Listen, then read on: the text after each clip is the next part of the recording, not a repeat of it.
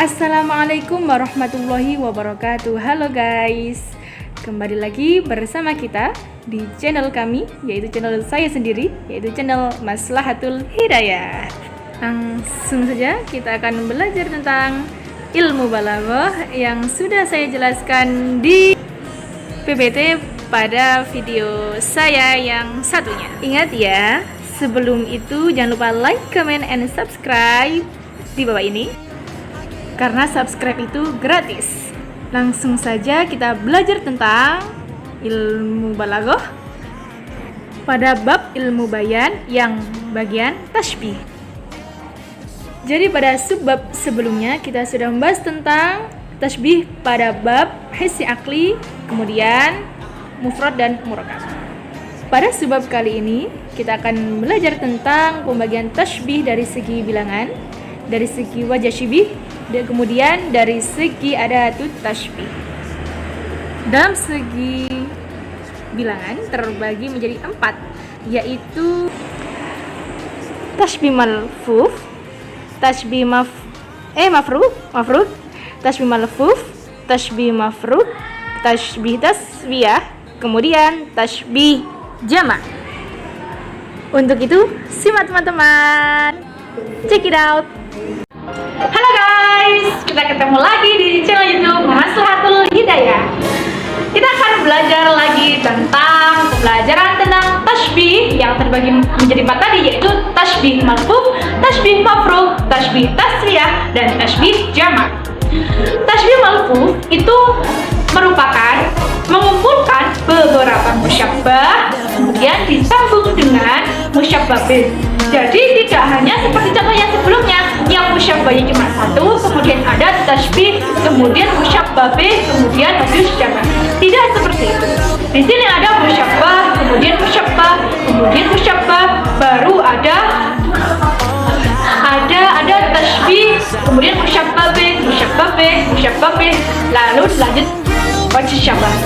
Jadi banyak musyabbahnya juga banyak musyabbahnya. Kita lihat di contoh di bawah ini, ada contoh hayatuka wa mauluduka kanuri syamsi wa nuril qamari, kanuri syamsi wa nuril qamari fi hadratin. Hidupmu, kelahiranmu bagaikan cahaya bulan, bagaikan cahaya matahari di dalam kehadirannya. Di sini antara hayatuka sebagai apa tadi? Musyabbah. Jadi musyabbah itu selalu tempatnya di awal, bukan di akhir. Kalau wajh syabbah itu di akhir. Jadi musyabbah. Kemudian di sini musyabbah lagi. Huruf apa ini wawu? Namanya huruf atop sebagai penyambung antara musyabbah yang pertama dengan musyabbah yang kedua. Setelah itu dilanjut disambung dengan ada tasbih. Ada tasbih, ada dua musyabbah bih, yaitu nurish syamsi sama nuril qamar. Kemudian baru wajh syabbah itu yang merupakan dinamakan dengan tasbih malfuf. Oke teman-teman, paham dari sini? Kalau tidak paham bisa di komentar. Check it out. Halo guys, sekarang kita lanjut ke pembahasan tasbih yang kedua dalam segi bilangan, yaitu tasbih mafruk. Tasbih mafruk yaitu mengumpulkan antara musyabbah dan musyabbah bih dan musyabbah dan musyabbah bih. Jadi dalam satu kalimat itu ada selang-seling musyabbah bih, kemudian musyabbah lagi. Contohnya di sini ana mithlu zahra wa anta mithlu taybi bizaki. Kamu seperti bunga, aku seperti bunga dan kamu seperti parfum di dalam wanginya. Di situ ada contoh kata mislu itu merupakan bagian dari adatut tasbih. Ingat-ingat, setelah ada tasbih pasti ada yang namanya musyabbah bih. Nah, di situ antara ana sebagai musyabbah, itu sebagai ada tasbih, kemudian Zahra sebagai musyabbah bih, kemudian wanya huruf ataf penyambung antara musyabbah dan musyabbah bih yang pertama ke musyabbah dan musyabbah bih yang kedua. Disambung dengan anta mislu fai'i bizaki. Kamu anta itu sebagai musyabbah, ana sebagai mislu sebagai ada tasbih, kemudian at-taidi sebagai musyabbah bih. La bizaki sebagai wajib syabah. Jadi bedakan antara tasbih yang pertama yang manfuf tadi dengan tasbih yang kedua. Oke teman-teman, kita lanjut pada tasbih yang ketiga. Tasbih yang ketiga namanya tasbih tasbiyah. Tasbih tasbiyah ini merupakan kumpulan musyabbah yang banyak, tetapi musyabbah B-nya cuma satu. Contoh di sini ada hubbuka wa rahmatuka kal jannati fil aniq. Hubbuka wa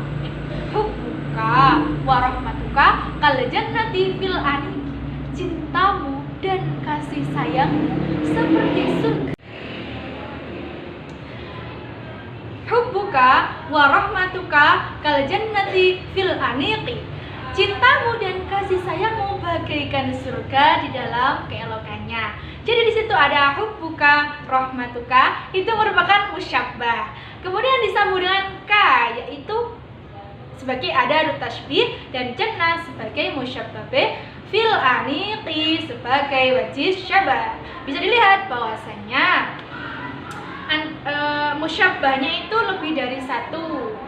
Nah, kalau sudah lebih dari satu maka itu sudah dikatakan musyabbah yang banyak. Nah, di sini jadi musyabbahnya jannah, musyabbahnya hubbu sama rahmah. Oke. Lanjut yang keempat yaitu tasbih jamak. Kalau tasbih jamak itu antara musyabbahnya cuma satu tetapi musyabbah bih-nya itu banyak. Contohnya di sini anti kal hafilati wa qairati fil fikri. Anti kal hafilati wa qairati fil fikri. Kamu itu, anti itu sebagai musyabbah. Ka itu sudah ada tasbih, maka anti hanya musyabbah yang satu. Anti kal hafilati wa qairati. Hafilah sama qairah menjadi musyabbah bih yang banyak karena lebih dari satu meskipun dia dua. Kamu seperti pesawat dan kereta api ketika Oke, dari sini kita cukup aja materi tentang tasbih yang pembagian dari segi jumlah. Lanjut, setelah ini kita akan membahas tentang pembagian tasbih dilihat dari segi wajah syibihnya. Oke teman-teman. Halo guys, kita lanjut ke pembagian wajah syibih. Tadi kan sudah bagian tasbih dilihat dari segi bilangan atau adatnya. Yang kedua, sekarang kita akan belajar tentang tasbih yang dilihat dari segi wajah syibihnya. Nah, ini terbagi menjadi 6. Kita akan bahas satu-satu. Oke. Yang pertama yaitu wajah syibih at-tamthil. Yang kedua ada wajah syibih ghairat tamthil. Yang ketiga ada wajah syibih mujmal. Yang keempat ada wajah syibih fasl. Yang kelima ada wajah syibih qaribu mubtadal. Yang keenam ba'idun gharib. Jadi ada 6. Bisa dicatat ya dari awal. Yang pertama, saya akan menjelaskan tentang wajah syibih yang tamthil, yaitu berarti wajah syibih itu yang terakhir ya. Kalau awal nanti kan namanya musyabbah, yang terakhir namanya wajah syibih. Lah, wajah syibih ini kalau tamthil itu dia hanya ada satu lafaz. Contohnya az-zaujatu kadzabi wal fiddati fil maqarami wad darajati. Lah, mana yang tepat wajah syibihnya? Fil maqarami wad darajat. Kenapa? Karena diletaknya di akhir dan terletak setelah musyabbah bih. Saya lihat di situ apakah lafadznya ada satu apa dua? Dua kan? Berarti itu wajah syibihnya sudah termasuk lebih dari dua. Maka dikatakan wajah syabah yang tamfil. Yang kedua, contoh dari wajah yang kedua yaitu wajah syibih yang ghairu tamfil. Berarti kalau ghair lebih berarti kalau ghairu tamfil berarti wajah syibihnya cuma ada satu. Contohnya ad-du'a'u kal-laili fil tuma'ninat. Ad-du'a'u kal-lail fi tuma'ninati. Ad-du'a menjadi musyabbah, kal-laili sebagai musyabbah fi tuma'ninati. Lah, itu fi tuma'ninah merupakan wajah syibih. Dia satu apa dua? Satu kan? Karena satu lafaz, maka dinamakan wajah syibih yang ghairu tamfil. Guys, kita lanjut ke pembagian tasbih yang mujmal. Kalau pembagian musyabbah, wajah syabah yang mujmal itu bahwasanya tidak disebutkan wajah syibihnya. Kenapa? Karena ya tidak perlu juga disebutkan. Contohnya, wajhuka kalqurrati. Wajahmu seperti bola. Coba bayangkan. Coba. Nah, misal aku bilang wajahmu seperti bola, berarti kamu sudah pikirkan, oh berarti wajahku bunder, wajahku bola. Sudah tidak perlu disebutkan, kamu sudah paham. Itu namanya wajah syibih yang mujmal.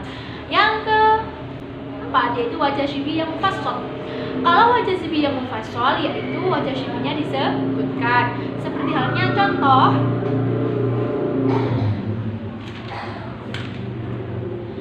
contohnya ainuka kasakri wan namri fisorimi. Matamu seperti elang dan harimau dalam ketajamannya. Sekarang ke wajah syibih yang qaribul mubdal, yaitu wajah syibih yang hanya bisa dibayangkan saja. Karena tanpa kita menyebutkan pun sudah jelas bahwa kita akan mengerti. Contoh, wajhuki, wajahmu seperti ummiki. Wajahmu seperti ibumu. Sudah. Saya tidak perlu membayangkan. Sudah paham kan? Wajah sampean kalau sama ibunya kan sudah dibayangkan. Sama-sama, sama hidungnya, sama matanya, sama mulutnya dan lain sebagainya.